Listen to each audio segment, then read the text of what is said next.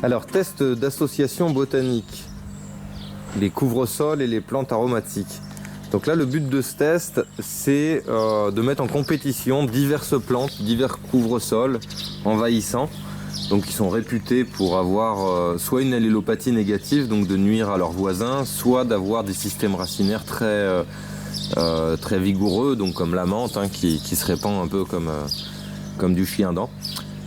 Et donc c'est de voir en fait au bout d'un certain nombre de temps qui gagne, qui c'est qui a mangé toute la place et qui est la plus forte.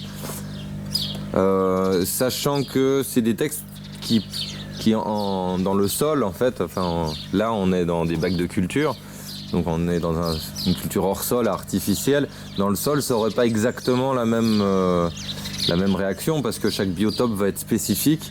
Ici, on va arroser tout l'été, donc c'est un petit peu artificiel. C'est ce qui fait que peut-être dans notre cas de figure là, c'est la menthe qui va gagner contre la mélisse, alors qu'en fait, dans les faits, dehors, en pleine terre, il y aurait peut-être des chances que ce soit la mélisse qui gagne contre la menthe. Donc j'ai déjà fait des petites compétitions, ça fait plusieurs années que je m'entraîne à faire ça. Normalement, là vous voyez, quand je mets menthe poivrée, mélisse et Houttounia, je sais que c'est la mélisse qui va gagner.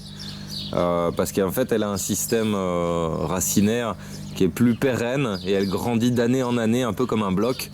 Alors que la menthe, elle va aller se faufiler un petit peu partout. Mais elle n'a pas un système racinaire qui est pérenne. Donc il se recrée un peu chaque année, il se répand. Et l'Houttounia, donc elle c'est la coriandre vivace. On en voit ici là, c'est cette petite feuille là, ça ressemble à du lierre. Et, elle, je sais qu'elle grandit pas très haut, donc il y a des chances qu'elle se fasse complètement étouffer par la menthe. La menthe et la mélisse qui elles vont grandir très haut et vont arriver à 50-60 cm de hauteur. Donc j'ai peur qu'elle ait du mal à sortir du bac. Et donc le test, c'est de voir si les trois pourraient cohabiter, au moins dans un bac de culture pour pouvoir faire des plantes aromatiques, et après dans le sol, en culture directe. Alors ça, c'était le bac 1. Le bac 2, c'est un mélange entre de la menthe chocolat, c'est cette menthe-là là, qui est très très forte, c'est celle qu'on appelle la menthe After Eight, qui est vraiment beaucoup plus parfumée que là, la menthe poivrée qu'on voit ici, qui a beaucoup plus de menthol et qui est à peu près aussi envahissante. Donc ici ce qu'on voit, c'est de l'Houttounia, donc encore la coriandre vivace. Ça c'est de la clétone de Cuba, donc elle normalement c'est en intersaison, elle va pousser en hiver quand les autres disparaissent. Donc la menthe disparaît en hiver et c'est la clétone qui remplace. Et là on est au printemps, donc la clétone est en train de disparaître et est remplacée par la menthe. Alors donc ce qu'on voit ici, c'est de l'Houttounia cordata, la coriandre vivace, donc elle aussi qui a, comme la menthe en fait, elle a un système racinaire très traçant, compétitif, avec une allélopathie négative. Elle asphyxie ses voisins en fait, hein, elle va avoir tendance à faire des substances chimiques qui nuisent aux voisins. Et donc là l'essentiel du test de ce bac, c'est surtout la menthe contre l'Houttounia que je teste. Et j'avais mis de la ciboule de Saint-Jacques.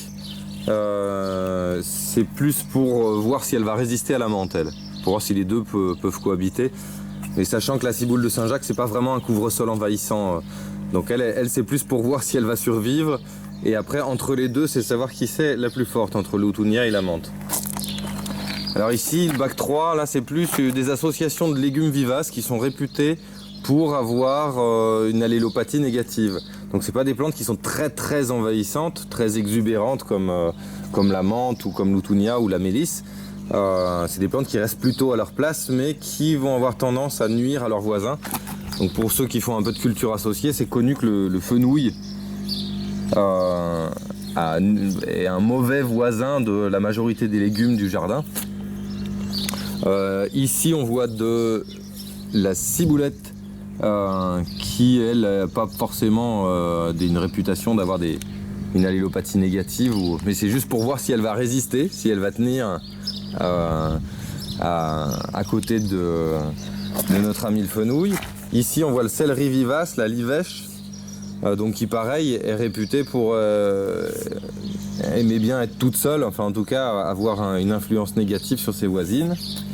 Ici on voit encore notre coriandre vivace Lutunia cordata, donc qui elle aussi est réputée pour être mauvaise compagne. Et ici c'est de l'ail plat, de la ciboule de Chine. Donc elle c'est un peu comme pour la ciboulette et la cive de Saint-Jacques, c'est pour voir si elles vont résister en fait, si elles vont rester là. Normalement c'est pas des plantes qui sont très exubérantes.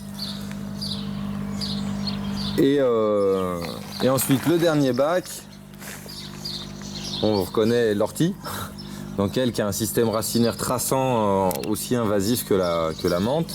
Ici la menthe chocolat, ici la mélisse citronnée, et ici de l'ail triquetre. Donc l'ail triquetre c'est un ail qui est assez envahissant dans l'ensemble, qui est réputé comme plante invasive en Bretagne en tout cas. Il peut pousser dans les cailloux, hein, on pourrait le voir pousser dans les cailloux d'ici quelques années si les graines se ressèment. Donc je pense, en pronostic, je pense que c'est l'ortie qui va gagner. Je pense que c'est elle qui est à la fois la plus exubérante et qui va prendre le plus la lumière. Mais on va voir. Peut-être que la mélisse va s'en sortir.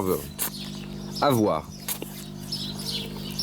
Suite au prochain... Ah bah non. Donc ensuite, le dernier bac, le bac 5. Donc là en compétition, la mélisse citronnelle, toujours. Ici la consoude naine, grandiflorum, qui est vraiment un très très bon couvre-sol, très envahissant et qui a tendance à nuire à pas mal de ses voisins. Et ici de l'origan. Oui c'est bien ça, c'est pas de la marjolaine, c'est l'origan.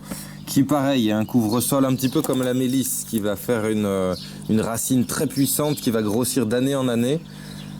Et donc ici on voit encore de Lutunia cordata, la coriandre vivace. Alors pour ces tests, l'idéal, si j'avais beaucoup de place, ça aurait été de les mettre 2 par 2 et de faire, en gros, de prendre le test autour de Lutunia et faire Lutunia menthe, Lutunia mélisse, Lutunia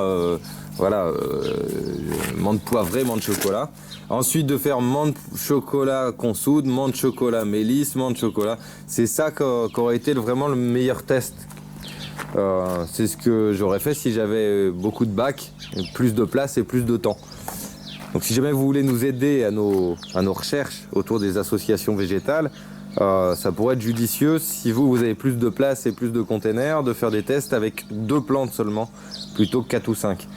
Moi l'avantage en fait, c'est que ça me permet de pouvoir à la fois dupliquer de la semence, là tous les ans j'aurai de l'ail plat, enfin la ciboule de Chine. Ça me permet d'être dans ma zone 1, là on est à 3 mètres de la porte, et de pouvoir faire des tisanes avec les stagiaires tout l'été, d'avoir une grande quantité de mélisse, de menthe, de fenouil, de menthe chocolat et de menthe poivrée.